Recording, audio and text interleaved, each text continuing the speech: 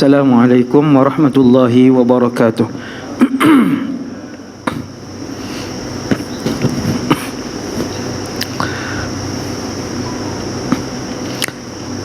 A'udzu billahi minasyaitonir rajim. Bismillahirrahmanirrahim.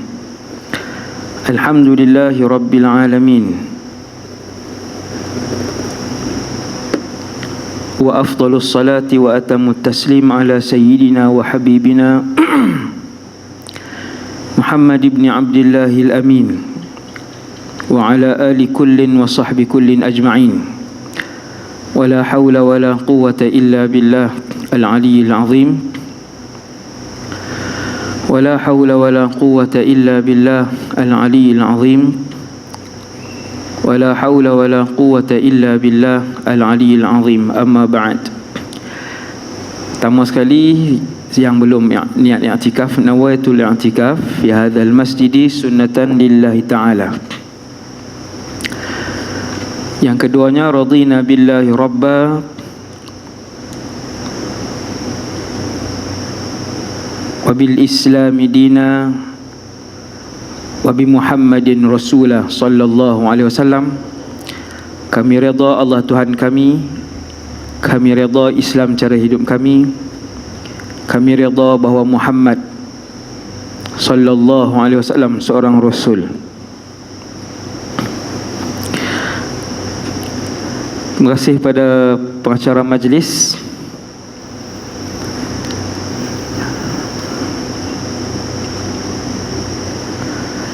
yang berusaha, Yang Berhormat Nur Azmi bin Yusuf Adun kawasan Pertang, yang berusaha Datuk Haji Bakri,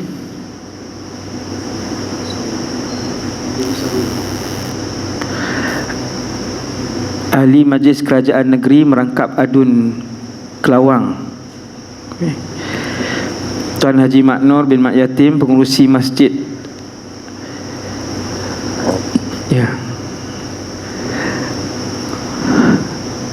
Tuan Imam Masjid Ustaz Amir Wahab, Jawatan Kuasa Masjid, kemudian seterusnya jawatan kuasa yang menjayakan majlis ilmu pada malam ni, pimpin-pimpin masyarakat, ketua-ketua adat, seterusnya tuan-tuan muslimin muslimat umat Rasulullah sallallahu alaihi wasallam. Ceramah saya tak lama, tuan, insya-Allah tidak melebihi 1 jam lah, 1 jam insya-Allah.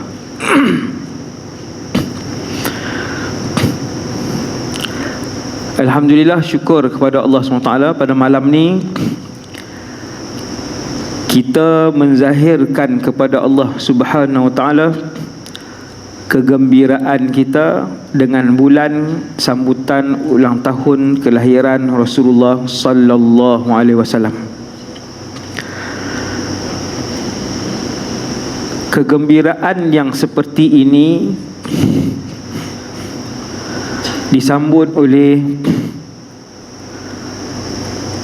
kesemua umat Nabi sallallahu alaihi wasallam selama lebih kurang 1000 tahun, seperti yang disebutkan oleh Al-Imam Al-Qastallani, yang menyebutkan bahawa senantiasa aku melihat pada setiap kurun dicatatkan bahawa umat Nabi SAW mereka bergembira dengan kedatangan bulan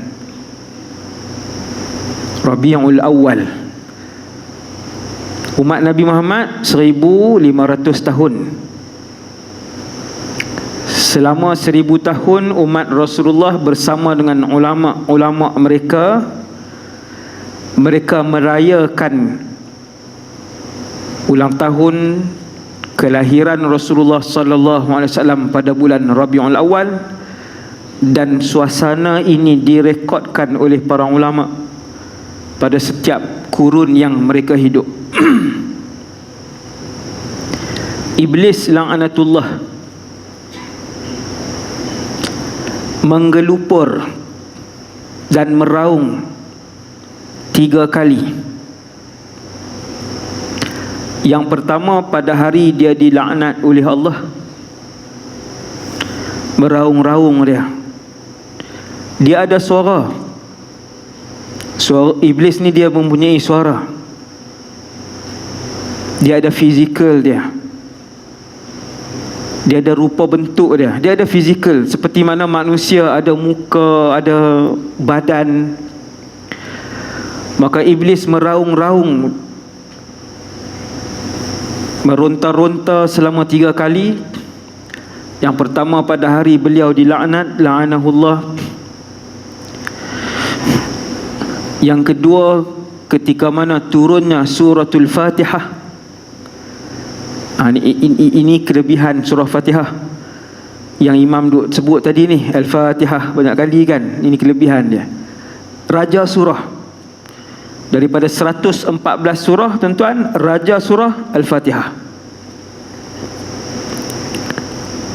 Sahabat dulu dulu zaman Nabi masih hidup, ada seorang ketua kabilah kena sengat binatang berbisa. Ketua kabilah kena sengat. Sahabat pegang Bismillahirrahmanirrahim, Alhamdulillahirabbil alamin sampai waladdallin. Sahabat tu angkat tangan, seperti bisa itu ikut di tangan sahabat tadi. Fatihah. Pada hari diturunkan Fatihah, ketika itu iblis meraung. Dan keadaan ketiga, kata Rasulullah sallallahu alaihi wasallam, iblis menangis sekuat-kuatnya dan meraung pada hari kelahiran Rasulullah sallallahu alaihi wasallam. Iblis benci pada hari kelahiran Nabi. Iblis tak suka dengan hari kelahiran Nabi. Dan kita umat Nabi sallallahu alaihi wasallam, kita gembira dengan kelahiran Rasulullah sallallahu alaihi wasallam. Kata para ulama ahlu sunnah, umat Nabi Muhammad menyambut dan menzahirkan kepada Allah kegembiraan ini pada bulan Rabiul Awal, kerana pada bulan itu Muhammad sallallahu alaihi wasallam dilahirkan. Tiba-tiba yang peliknya, ada satu kumpulan, bila kita sambut maulid, dia kata bid'ah. Ini hati-hati dengan kumpulan ni, tuan-tuan. Kalau ada, halau, jangan bagi masuk masjid, tuan-tuan. Sebab dia dekat-dekat nak sama dengan hak menjerit tadi ni. Kita sambut maulid, kita baca zikir, kita baca selawat, kita baca sirah, dia kata bid'ah, haram. Hati-hati dengan kumpulan ni, makin banyak di Malaysia ni. Bid'ah, haram, syirik. Hasbunallah wa ni'mal wakil. Alhamdulillah. Yang kedua, kita jadi umat Nabi Muhammad sallallahu alaihi wasallam. Dalam masjid malam ni, walaupun tak ikut SOP ni, duduk dekat. Ni kalau kena tangkap, saya serah kat YB lah. Ada 2 orang YB. Mereka tanggung lah. Seorang 5,000 kah 10. Tak ramai ni dalam 500. Kami balik dah, balik Kedah, selamat dah. Ni live ni. Okey, tuan-tuan sekalian, kita umat Nabi sallallahu alaihi wasallam,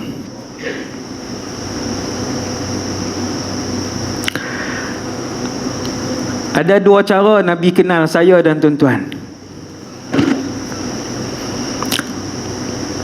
Di mahsyar akan berhimpun ramai orang. Hari ini saja manusia ada 7 bilion, nak dekat 8. Saya tengok yang terbaru 7.7.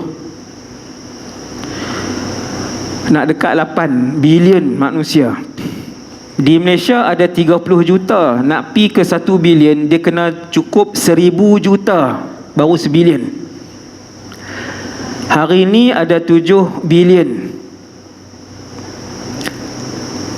7 bilion baru yang hidup hari ini. Belum lagi 100 tahun lepas, 200 tahun lepas, 300 tahun lepas, tak masuk lagi.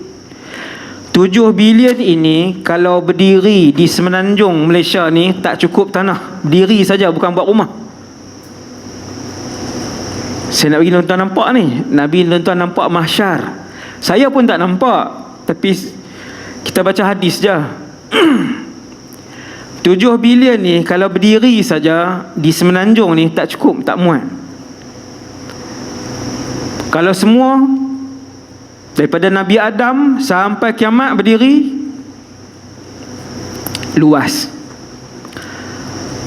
Ya Rasulullah, macam mana nak kenal umat kamu? Antara tanda nak kenal, Nabi kata, aku kenal umat aku kerana hanya umat aku wajah mereka bercahaya, ataupun Nabi sebut anggota wuduk mereka bercahaya di padang mahsyar, hanya umat aku. Saya nak tanya tuan-tuan, umat lain ada solat tak? Ada. Umat dulu-dulu ada solat tak? Ada. Umat dulu-dulu ada puasa tak? Ada. Umat yang terdahulu haram tak ke atas mereka berzina? Haram, sama. Tetapi umat siapakah di padang mahsyar nanti yang wajah anggota wuduk mereka bercahaya? Kata Rasulullah, umat aku sahaja. Daripada situ Nabi kenal. Malam ni tak ada siapa muka cahaya. Hak putih ada lah, putih kulit dia. Allah bagi pinjam hak tu. Allah bagi pinjam. Dia tubuh kita ni Allah dah sedia dah berapa ratus bilion. Allah ambil satu, buh kat kita.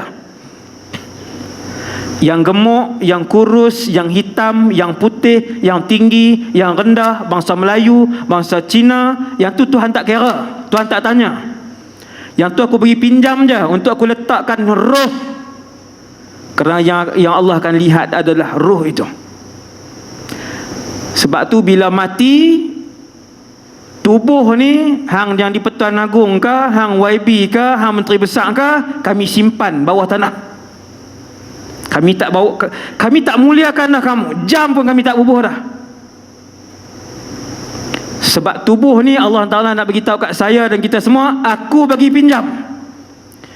Jangan bangga dengan lusung pipit ada 3. Tak ada lah 3. Jangan bangga dengan ketinggian kita, jangan bangga dengan hidung tinggi kita. Semua tu pinjam.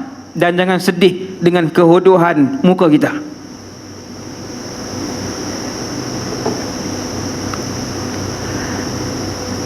Cuma bila bangkit di mahsyar dengan rupa paras, warna kulit, berat badan, ketinggian sama macam malam ni. Di mahsyar nanti bila Allah tumbuhkan balik kulit kita, daging kita, darah kita, Allah tumbuhkan balik dengan rupa ini. Tuan-tuan tengok saya malam ni macam ni lah di padang mahsyar nanti. Kalau macam tu tak segak lah ustaz. Di mahsyar Allah tak ubah lagi. Masuk langkah kaki kanan, kaki kiri masuk syurga,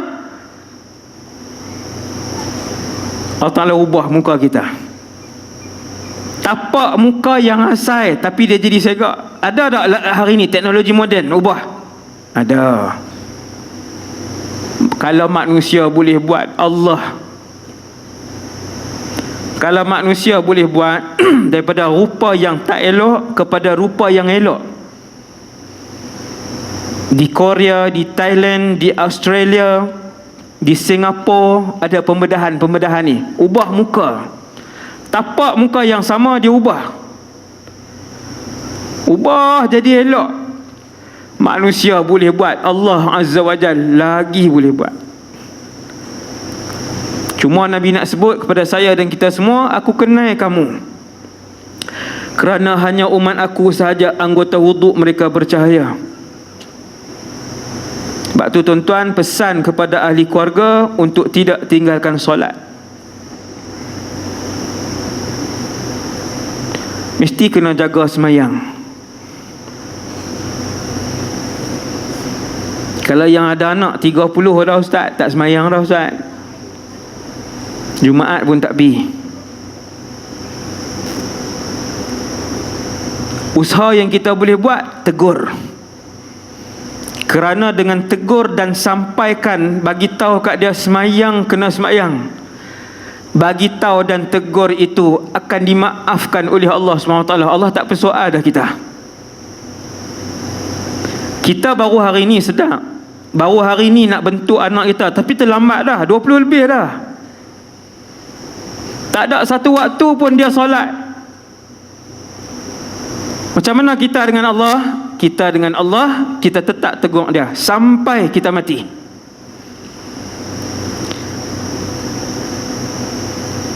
Sebab dulu kita terlambat. Kalau yang belum terlambat, anak umur 7 tahun bawa mai ke masjid. Ayah dengan mak kalau semayang, anak 3 tahun, dia akan tahu tikar sejadah, dia akan tahu berdiri menghadap kiblat, dia akan tahu rakaat dan sujud walaupun tak sempurna. 3 tahun. Tengok di mana tangan. Lepas tu merata sekali. Kali kok nu kali. Tapi pasal apa dia tahu buat macam ni? Sebab dia tengok mak dengan ayah dia. Tapi jangan main masjid ke. 7 bawa main masjid.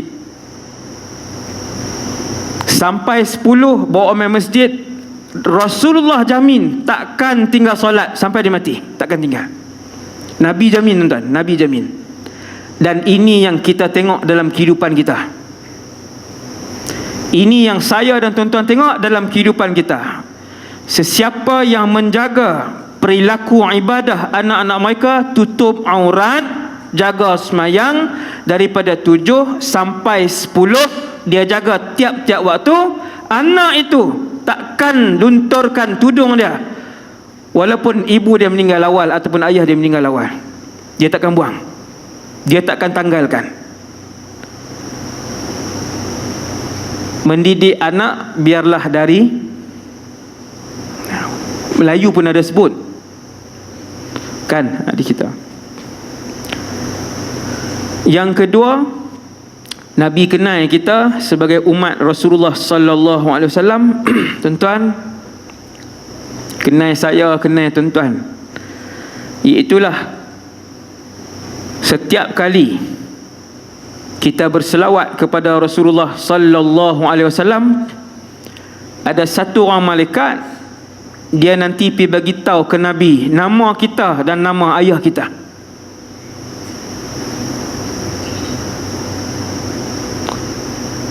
Malaikat ni, Allah wakilkan malaikat ini bagi tahu kepada Rasulullah nama orang yang berselawat beserta nama ayahnya sallallahu alaihi wasallam.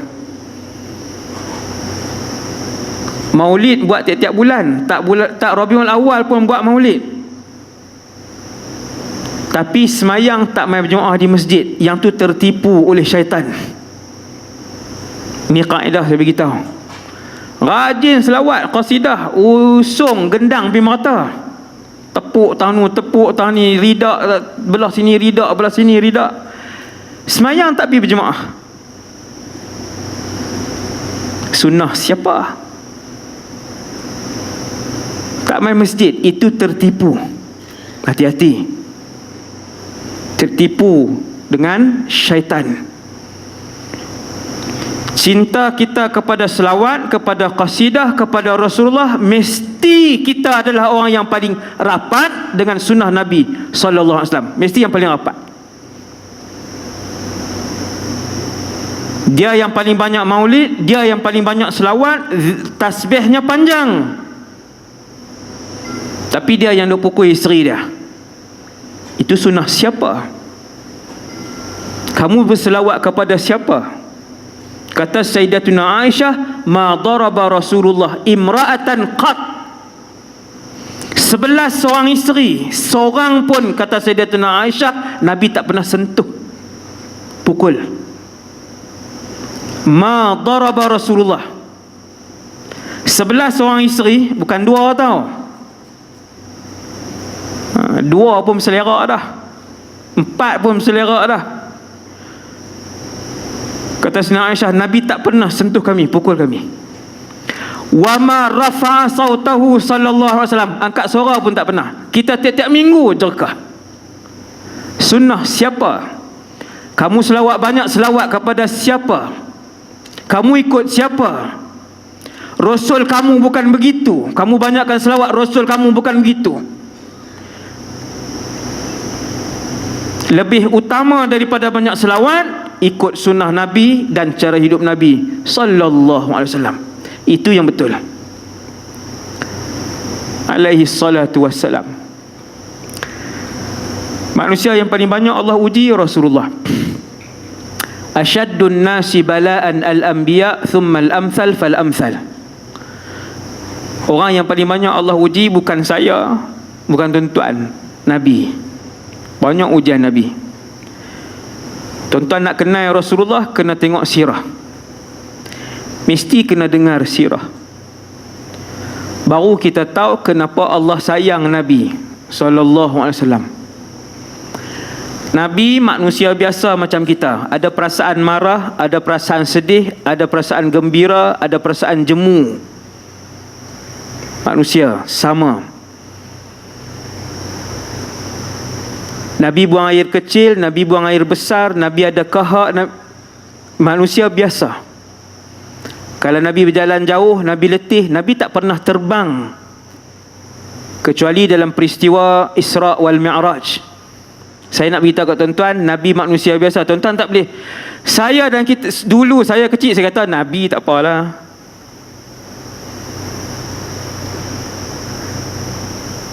Innama ana basyarun mithlukum. Wahai Muhammad, bagi tahu kepada umat kamu, aku manusia seperti kalian.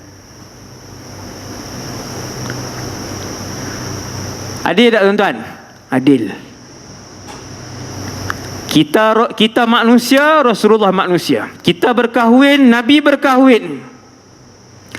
Kita makan, Nabi makan. Kita minum, Nabi minum. Kita berjalan ke masjid, Nabi berjalan ke masjid. Paling jauh Nabi berjalan kaki dalam peperangan Tabuk hampir 700 km, 800 km, padang pasir. Bukan AirAsia, bukan bas transnasional, bukan KTM. Tak ada seorang pun di kalangan kita, termasuk saya yang bercakap, yang pernah berjalan 300 km. Tak ada. Tang ni kalah dah. Baru satu saya sebut, dah kalah satu masjid termasuk saya. Ujian Rasulullah sallallahu alaihi wasallam. Sebab tu Allah sayang beliau. Bila rumah Nabi dikepung pada malam Nabi nak hijrah, kerajaan Mekah memilih komandan Mekah yang paling kuat. Ini sirah ni. Memilih komandan yang paling kuat. Pergi keliling rumah Nabi, tiap-tiap komandan ini semua bawa senjata, ke semua 40 orang ini nak bunuh Nabi. Nabi seorang. Nabi seorang sallallahu alaihi wasallam. Jibril mai beritahu, ya Rasulullah, mereka sedang bermesyuarat di Darun Nadwah untuk membunuh kamu. Nabi tengok Jibril, Nabi kata sekejap. Ada barang-barang yang bukan nak bawa lah. Ada barang-barang yang akan aku sampaikan amanah ini kepada Ali ibn Abi Talib. Barang apa? Nabi duduk di Mekah 53 tahun. Kebanyakan di kota Mekah ni pencuri-pencuri profesional. Hak curi, bukan pencuri di kalangan rakyat biasa ni. Daripada atas penyamun sampai bawah pun banyak penyamun. Ada dalam sirah seorang menteri Quraisy ketika itu, dia menteri dan dia dah kaya. Al-As ibn Wa'il nama dia. Orang main berniaga, dia kata nak ambil semua barang perniagaan ni. Badawi itu pun bagi semua barang perniagaan dia, lepas tu dia tak mau bayar. Ni penyamun banyak di Mekah. Jadi nak simpan barang di dalam rumah tak selamat. 53 tahun Nabi hidup, bawa dakwah, bawa Islam, tak sampai 300 orang yang masuk Islam. Tapi kalau barang-barang berharga mereka, barang-barang mahal mereka simpan rumah Nabi. Kalau geran, emas, perak, kalau mereka nak musafir, iPad, ni saya contoh lah, kunci-kunci kereta yang mahal ni simpan rumah Nabi. Tapi kat Nabi tak percaya. Dakwah Nabi tak percaya. Tapi disebabkan dalam kota Mekah ni semua ramai penyamun, maka simpan di rumah Nabi, di rumah Muhammad. Malam Nabi nak hijrah, barang ni penuh rumah Nabi. Geran-geran, barang berharga, kawan ni simpan gelang, kawan ni simpan perak, kawan ni. Bila Jibril bagi tahu, wahai Muhammad, mereka dalam perjalanan dah ni untuk membunuh kamu. Nabi kata sekejap. Nabi panggil Sayyidina Ali. Nabi pun tunjuk ke Sayyidina Ali. Nabi kata, ni barang fulan bin fulan. Ini barang fulan bin fulan, dia simpan ke aku amanah. Ini barang fulan bin fulan. Dalam keadaan seluruh penduduk Mekah yang tidak Islam ni, majoriti yang tidak Islam, nak bunuh Nabi, sepakat dan bersetuju untuk bunuh Muhammad sallallahu alaihi wasallam, Nabi boleh simpan lagi barang, nak bagi balik kat tuan dia. Wahai Ali, ini bagi balik kat tuan dia. Tuan-tuan, dah orang nak bunuh kita, ambil lah barang tu.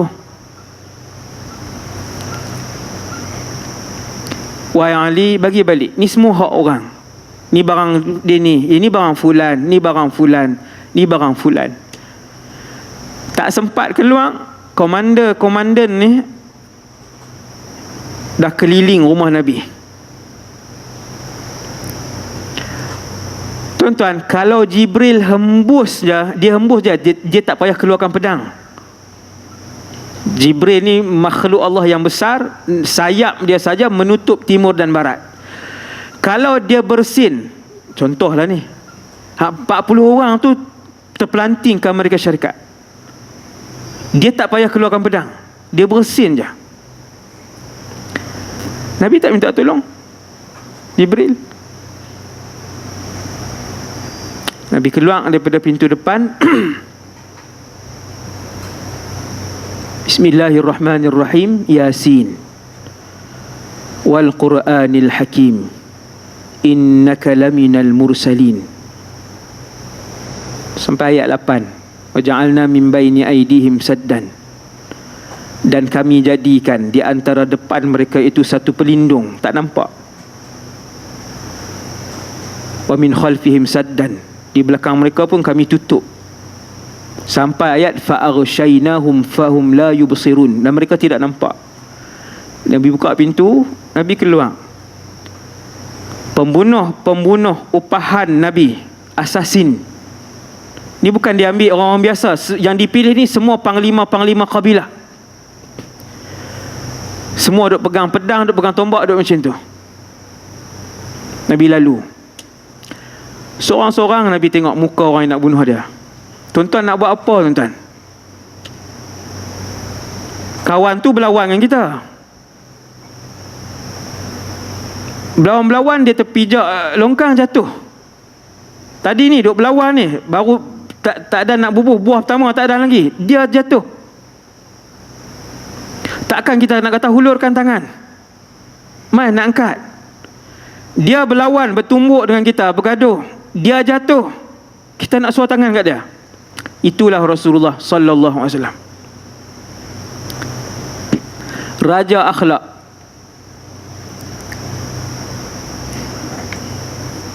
Akhlak Nabi yang luar biasa ni sukar untuk dicapai oleh saya dan kita semua.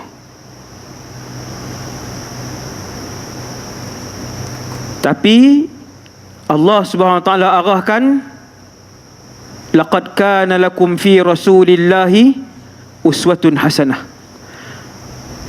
Allah pesan kat kita dalam Quran, mesti kena tiru Rasulullah.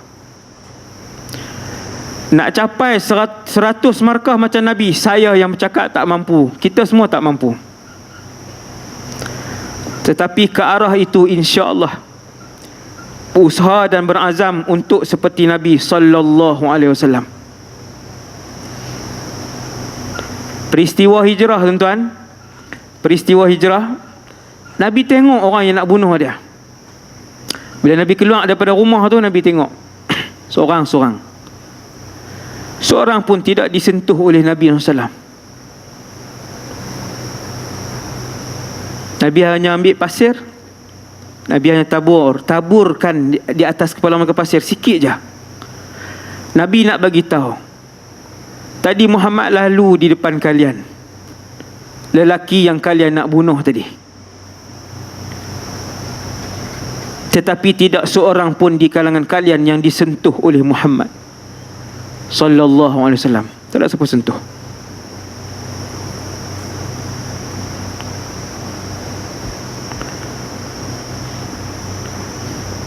Yang tu ujian Nabi. Bila kita dengar ujian yang banyak sirah Rasulullah, tuan-tuan boleh senarai 1000 ujian Nabi sallallahu alaihi wasallam. Tuan-tuan baca ujian-ujian ni, tuan-tuan akan nampak diri tuan-tuan besar ni je, yang Allah diuji kita di rumah. Kecil je. Waktu Nabi duduk dalam perut ibu beliau, dikandung, baru umur berapa bulan, Allah uji Nabi, Allah tarik nyawa ayah. Nabi tak pernah tengok walaupun sekali rupa paras ayah dia. Nabi tidak pernah mendengar suara ayah dia panggil nama dia sebagai anak. Tak pernah. Kemudian lahir. Adat orang Arab Mekah waktu tu hantar anak pergi ke kampung, sebab hidup di kampung lebih lasak, bahasanya lebih fasih, bahasanya lebih fusha. Hidup di kampung lebih berdikari apa semua, hantar pergi kampung. 6 tahun 5 tahun lebih 5 tahun lebih Nabi duduk di kampung, di perkampungan As-Sa'diyah, di bawah jagaan Halimatus Sa'diyah. Baru Nabi balik, duduk dengan ibu berapa bulan, ibu bawa pergi ke Madinah. Perjalanan balik baru berapa bulan, meninggal si ibu. Siapa yang Allah uji begitu kita ni? Lagi tu nak mengaku pula, ustaz saya mak ayah tak ada dah. Pakcik umur apa pakcik? 62 dah.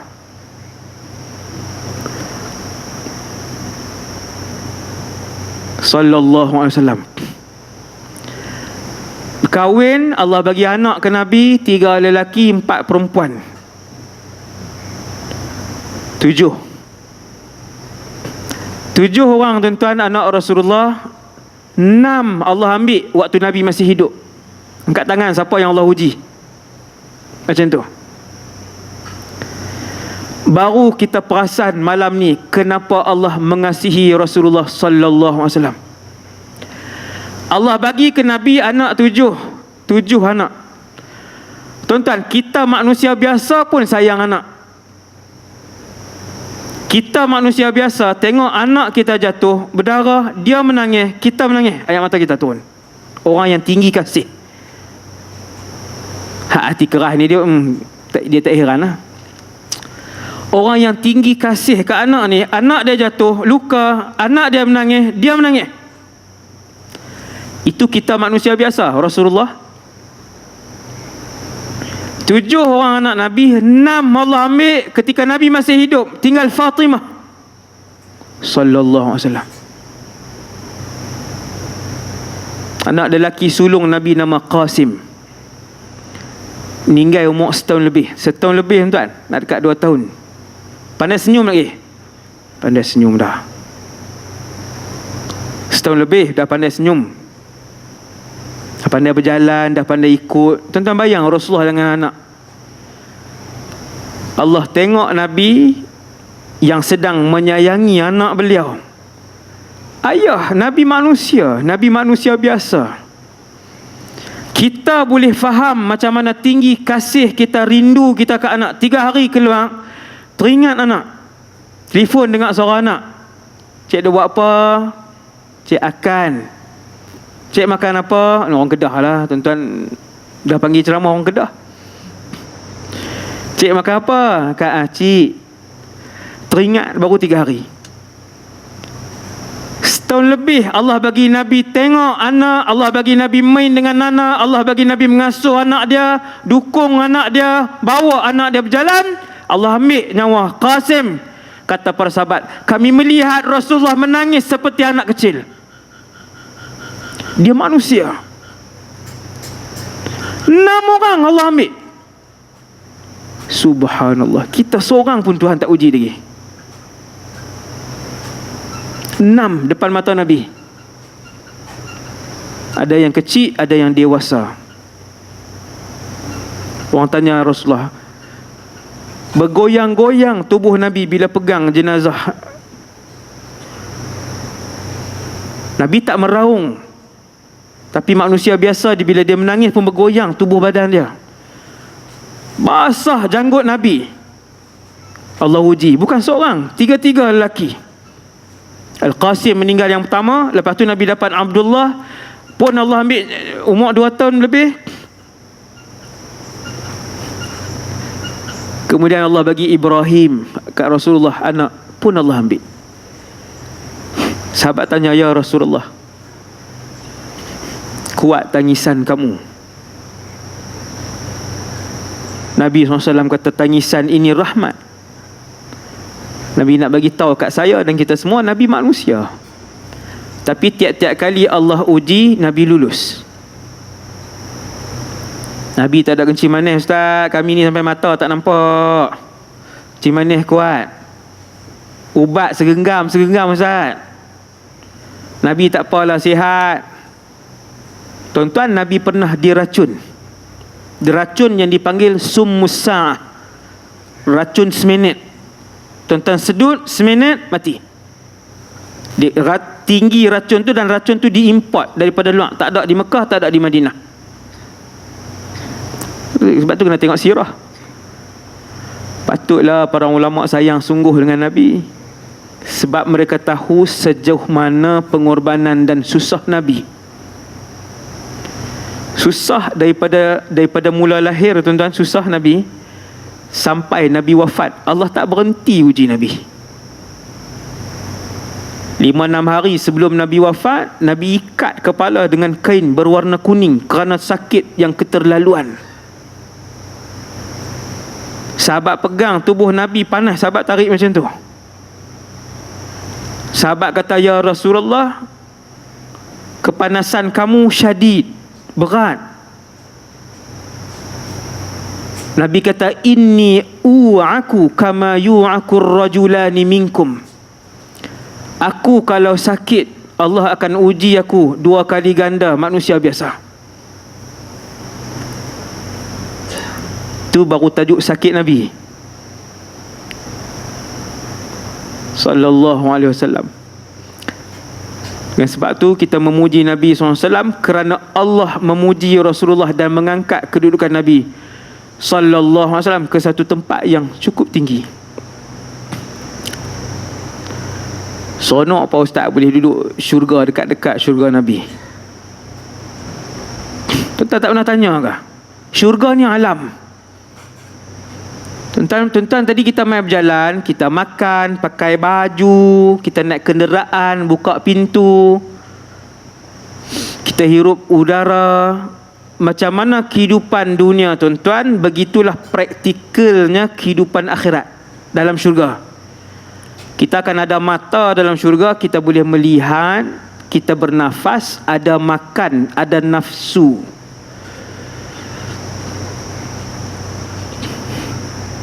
Kalau macam tu, ada berkahwin Ustaz? Ya, ada berkahwin. Tapi dah tak pernah dengar cerita syurga. Kalau berkahwin, boleh anak Ustaz? Ya, boleh anak dalam syurga. Oh, patut kami tengok para ulama, ada yang tidak berkahwin, ada yang tak punya anak. Dia tak risau Ustaz. Dia tak ada nak sedih, nak tension. Ya. Hmm? 12 tahun tak boleh anak, 18 tahun tak boleh anak, 26 tahun berkahwin tak boleh anak. Tenang je para ulama. Sebab apa tuan-tuan? Sebab rahsia dia tahu. Bukan dia genggam, dia tak beritahu kat orang. Dia cerita, tapi dah tak main mengaji. Kuliah maghrib pun 18 orang aja. Masjid di Somalia lah, bukan sini. Contoh. Subhanallah. Kita tak dengar tuan, rahsia-rahsia ni kita tak dengar. Lepas tu kita sibuk kejar dunia, kita sibuk kejar pangkat, sibuk kejar harta.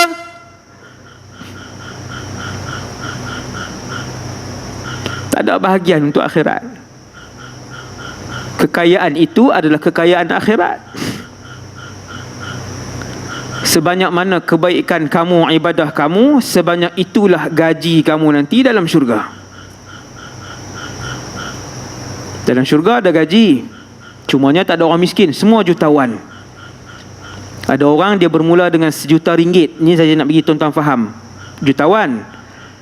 Ada orang 2 juta, ada orang 3 juta, ada orang 80 juta sebulan. Seperti mana berbeza-beza kemewahan kita di dunia, begitu jugalah berbeza-beza kemewahan kita dalam syurga. Sama. Sebab jumlah Quran yang dia baca dengan jumlah Quran yang saya baca tak sama. Dia baca sehari 10 muka surat, saya baca sehari 1 muka surat. Dia bersedekah tiap-tiap hari RM100, saya sebulan RM100. Maka ganjaran tak sama. Semua boleh duduk satu taman dengan Nabi ke? Satu kawasan perumahan dengan Rasulullah ke? Jawapan dia tidak.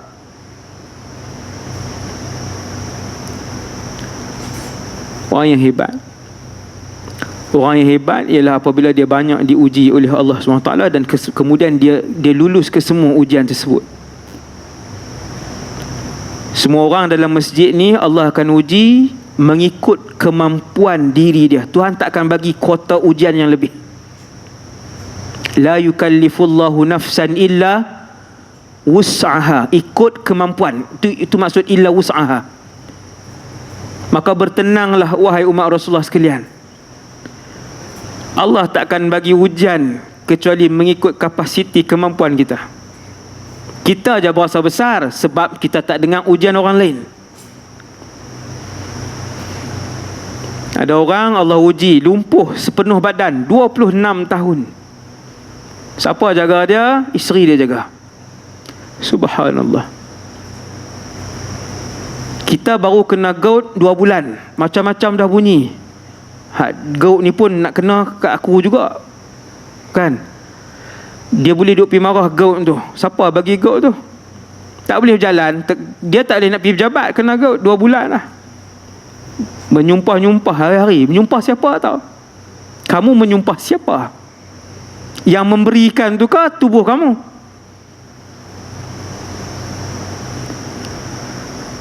Sebab tu habis maulid, antara kerja rumah kita ialah mendengar sirah Rasulullah sallallahu alaihi wasallam.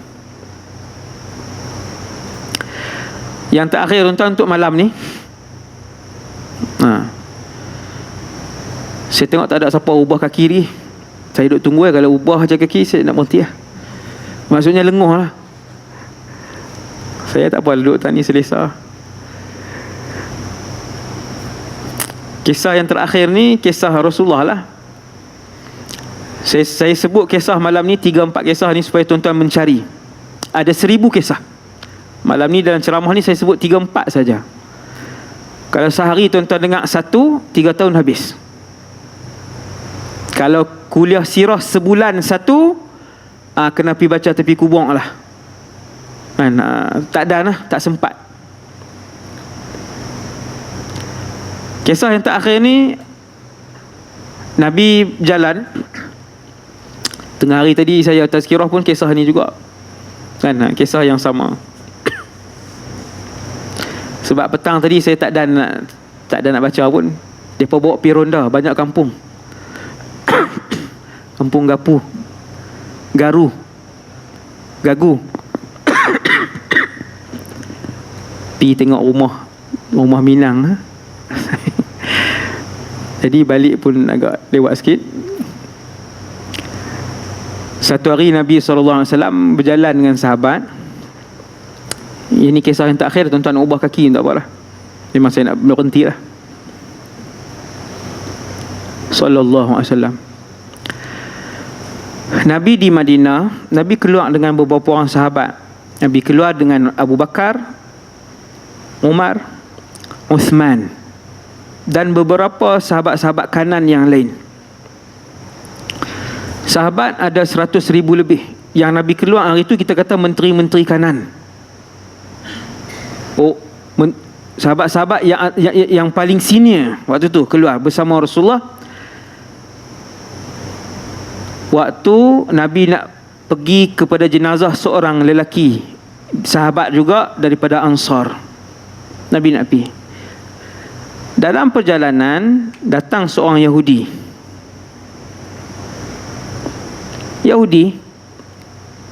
satu bangsa yang paling banyak membunuh para rasul. Lebih 10 rasul yang mereka bunuh, 10 Nabi yang mereka bunuh, bangsa Yahudi.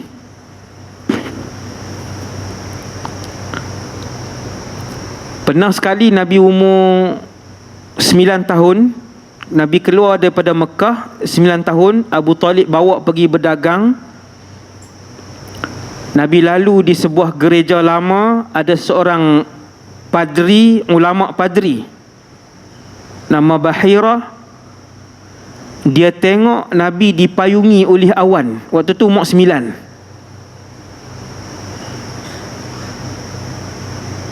Bila rombongan yang ada Rasulullah dalam tu umur 9 lah, bayi kanak-kanak ni, sampai dia pun panggil masuk. Dia pun tanya siapa ayah budak ni. Abu Talib kata aku. Maka padri yang bernama Bahirah ni kata budak ni tak ada ayah. Macam mana dia tahu tuan? Kerana ciri-ciri Rasul akhir zaman disebut secara terperinci di dalam kitab Taurat dan Injil, lebih terperinci daripada sifat dan ciri anak kita sendiri. Sebab tu bila padri ni dia tahu sifat Nabi akhir zaman, yang kalau berjalan kadangkala Allah akan memayungkan Nabi dengan awan. Padri ni pi tengok kanak-kanak yang bernama Muhammad ni, dia pi tengok di belakang ada khatamun nubuwah di belakang Nabi. Ada daging lebih yang dipanggil khatamun nubuwah. Abu Talib, padri itu tanya siapa ayah budak ni. Abu Talib kata saya. Padri itu kata makana yang bagi lahu abun. Anak ni tak sepatutnya mempunyai ayah, kerana disebut dalam Taurat dan Injil Rasul akhir zaman itu yatim. Padri itu kata bawa balik dia segera, jangan sampai orang Yahudi tangkap dia, nescaya mereka akan bunuh dia kalau mereka tahu dia Nabi. Yahudi, jahatnya Yahudi daripada dulu tuan, daripada dulu sampailah sebelum Rasulullah, sampai zaman Nabi, sampai satu Yahudi ni dia keluar. Nabi dalam perjalanan tadi, Nabi dalam perjalanan bukan seorang diri. Ketika itu Rasulullah Perdana Menteri Madinah. Dia juga adalah penghulu segala makhluk yang ada di atas muka bumi Allah ni. Sayyidul awwalin wal akhirin, Nabi, kekasih Allah Azza wa Jal. Yahudi ni sekat tengah jalan, dia cekak Nabi SAW, dia cekak di sini. Yahudi ni dia yang cerita peristiwa ni. Dia kata aku cekak Muhammad biwajhin ghalidh, dengan rupa aku yang bengis. Di hadapan sahabat-sahabat kanan Nabi, dia tarik muka Nabi dekat-dekat. Dia kata kamu wahai Muhammad, dengan semua keturunan kamu jenis yang lambat bayar hutang. Oi, sedap ni. Dia cakap tu tuan-tuan. Yang pertama, dia cekak Nabi depan sahabat Nabi. Yang kedua, dia panggil Nabi dengan panggilan Muhammad. Yang ketiga, dia tarik Nabi mai dekat dia, dia kasari Nabi. Yang keempat, dia hina Nabi dan dia buat tuduhan kepada Nabi. Yang kelima, dia hina Nabi depan pemimpin-pemimpin lain, sahabat kanan Nabi. Dan yang keenam, dia hina ahli keluarga Nabi. Yang ketujuh, tuduhan itu tuduhan palsu. Tuan-tuan, duduk di sebelah tu Sayyidina Umar. Duduk di sebelah tu Sayyidina Umar. Sayyidina Umar ni tubuh dia tinggi, seorang panglima perang. Dia pernah beli kuda, dia naik lompat atas kuda tu, patah tulang belakang kuda, bukan tulang dia. Sayyidina Umar ni tinggi, tuan-tuan boleh bayang tinggi dia. Dia naik kuda macam kita naik motor tu, boleh tak kaki dua-dua di tanah. Ai, tinggi mana tu ustaz? Yang ni disebutkan dalam kitab sirah. Ada beberapa orang sahabat yang tinggi. Kalau Sayyidina Umar dia duduk omai-omai macam ni, nampak macam dia duduk atas kursi. Padahal dia duduk juga macam orang lain, tapi nampak macam dia duduk atas kursi. Tuan-tuan, Sayyidina Umar duduk di tepi tu. Kata lelaki Yahudi ni, orang pertama yang aku tengok bila aku cekak Muhammad, orang pertama aku tengok Umar. Dia pun tahu Umar ni garang. Sambil cekak tengok juga, takut Umar ni naik ke tangan ke apa kan. Dia cekak Nabi kita. Sambil dia tengok Umar, dia kata fa iza ainahu yaduran. Aku melihat mata Umar duk naik atas turun bawah, naik atas turun bawah. Dia panggil duk memusing-musing dah mata Sayyidina Umar. Benda tu bukannya sejam dah, bukan 10 minit. Dalam berapa saat tu lah. Dia cekak-cekak tu sambil tengok, sambil perhati juga Sayyidina Umar ni. Tak dan berapa minit dia pegang Nabi, dia tuduh Nabi, dia hina Nabi depan sahabat-sahabat, orang kanan Nabi pun semua ni. Dia hina di keluarga Nabi. Di tepi tu ada Sayyidina Umar. Umar sentap tangan dia. Umar cekak dia, undur dia ke belakang. Dia kata, berani hang buat macam ni kepada Rasulullah. Aku duk tengok, aku duk dengar. Merah padam muka Sayyidina Umar. Nabi marah siapa tuan-tuan? Nabi marah Sayyidina Umar. Ni yang pelik ni. Nabi marah Sayyidina Umar. Nabi kata, utrukhu ya Umar. Lepaskan dia wahai Umar. Kana yambaghi laka an ta'murani bi husnil ada wa an ta'murahu bi husni ittiba'ah. Wahai Umar, sepatutnya kamu nasihat aku, ni Rasulullah, supaya bayar hutang orang dengan baik. Wahai Umar, sepatutnya kamu nasihat dia minta hutang dengan baik. Lepaskan dia sekarang. Sayyidina Umar lepas tangan dia. Kalau Nabi tak ada tuan-tuan, kepala tu tergolek dah. Kepala tu berpisah daripada badan. Ini Umar. Tegas dan garang Sayyidina Umar radhiyallahu anhu. Tegas dan garang Sayyidina Umar. Ada satu hadis sahih. Tuan-tuan tengok hadis ni. Nabi sebut tentang garang Sayyidina Umar. Bukan sahaja manusia takut. Nabi kata, wahai Umar, tak ada lorong yang kamu lalu kecuali syaitan akan lalu lorong lain sebab tengok kamu lalu lorong tu. Hadis ni sahih. Kita jalan mana yang kita guna, semua syaitan ikut jalan tu. Syaitannya kita. Ni sebahagian orang. Dia lagi pakar daripada syaitan. Sebahagian manusia. Ada tuan-tuan? Ada? Minal jinnati wan nas. Syaitan di kalangan jin, syaitan di kalangan manusia. Hasbunallah wa ni'mal wakil. Bila Nabi tegur Sayyidina Umar, Nabi kata, lepaskan dia wahai Umar. Sepatutnya tegur aku macam ni, tegur dia begitu. Kemudian Nabi kata, wahai Umar, sekarang kamu pergi ambil. Aku hutang Yahudi ni sekian-sekian banyak. Tuan-tuan, rupa-rupanya memang Nabi hutang. Wahai Umar, pergi ambil. Aku hutang dengan Yahudi ni, kita buat contoh, 20 kilo buah kurma. Nabi kata kat Sayyidina Umar, Nabi panggil dia, Nabi kata, dan kamu tambah lagi 20 kilo sebab kamu kasari dia. Geram tak kawan ni? Tak boleh dah. No? Duk nampak Yahudi ni besar kecil je.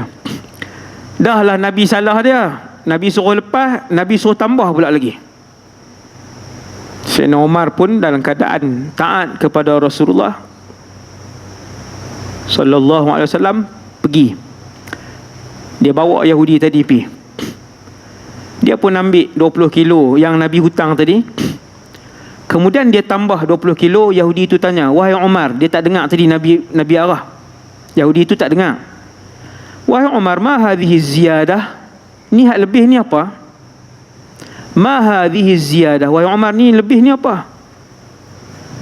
Yang lebih ni Nabi suruh bagi kat kamu makana ma ru'tuka, sebab ganti aku mengasari kamu. Yahudi ni tanya, ya Umar, ala ta'rifuni? Kamu tak kenal ke aku? Sayyidina Umar kata, tak. Ana Zaid bin Tha'nah. Aku Zaid ibn Tha'nah. Umar pun tanya, dia pernah dengar nama tu. Umar pun kata kat dia, Al-Habru. Al-Habru ni maksudnya ulama besar Yahudi.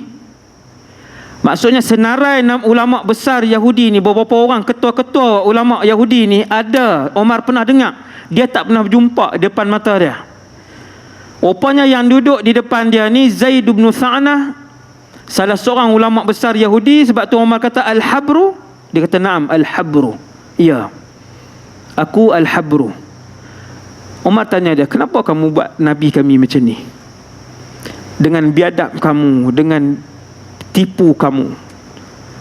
Wahai Umar, memang Muhammad berhutang, tetapi sebenarnya tempoh untuk bayar tak sampai lagi pun. Tuan-tuan, Nabi tak sebut tadi depan sahabat sallallahu alaihi wasallam. Apa salahnya Nabi sebut waktu tu? Nak bela diri dia, nak bersihkan diri dia. Nabi tak sebut. Nabi kata, wahai Umar, memang dia berhutang, tetapi belum sampai tempoh untuk bayar. Ada lagi 2 atau 3 hari. Aku buat kepada Nabi kamu, wahai Umar, sebab aku telah melihat kesemua tanda-tanda kenabian pada diri Muhammad, kecuali 2 yang belum aku uji. Aku dah melihat semua tanda-tanda kenabian, ada 2 saja yang belum aku uji. Yang pertama, kelembutan Rasul akhir zaman melebihi kekasaran dia. Satu, yang tu aku tak pernah tengok. Dan yang kedua, kata ulama besar Yahudi ni, kami baca di dalam Taurat dan Injil, Nabi akhir zaman itu, semakin banyak kamu mengasari dia, semakin banyak kelembutan yang kamu akan tengok daripada dia. Sallallahu alaihi wasallam. Maka kata Yahudi tadi, wahai Umar, aku dah tengok 2 tanda yang berbaki itu, maka hari ini raditu billahi rabba wa bil islami dina wa bi Muhammadin rasulah. Dia pun pergi ke Nabi, dia pun sebut asyhadu an la ilaha illallah wa asyhadu annaka rasulullah. Masuk Islam dia. Itu bayaran sebuah akhlak yang tidak dapat diterima akal manusia kita pada hari ini. Itu bayaran dia. Yahudi yang begitu jahat, yang begitu penuh dengan kelicikan, mereka boleh masuk Islam dengan akhlak Nabi sallallahu alaihi wasallam. Jadi sekadar tu dulu untuk malam ni. Semoga dengan beberapa kisah daripada sirah tu, tuan-tuan carilah kisah hidup Nabi untuk kita baca, untuk kita teladan, supaya kita dapat ikut cara hidup Nabi sallallahu alaihi wasallam. Qul qawli hadza astaghfirullahal azim li wa lakum. Terima kasih kepada semua. Moga-moga kita yang berada dalam masjid ini diampunkan semua kita oleh Allah Subhanahu wa taala, dan Allah himpun kita semua dalam syurga Firdaus insya-Allah. Seperti mana kita jumpa malam ni, kita boleh jumpa nanti pula dalam syurga. Semoga kita dan seluruh ahli keluarga kita diberikan kemuliaan itu oleh Allah Jalla Jalaluh. Wassallallahu ala sayyidina Muhammad wa ala alihi wasallam. Assalamualaikum warahmatullahi wabarakatuh.